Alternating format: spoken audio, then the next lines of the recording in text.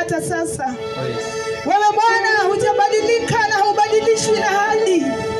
Utabaki kuwa Mungu kutoka kizazi hadi kizazi. Bwana, wewe ni yule na hubadilishi na chochote. Asante Bwana kwa sababu hata katika hiki kizazi wewe ni Mungu na hujabadilika. Tumekuja hapa kusema ya kwamba wewe ni yule na Bwana haubadiliki. Ndipo Bwana tunakushangilia tukisema ya kwamba Yesu anastahili.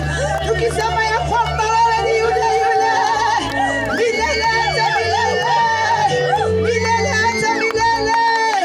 Umekuwa Mungu na hubadiliki. Kwa jina la Kristo Yesu tumeomba na kukuadhimisha.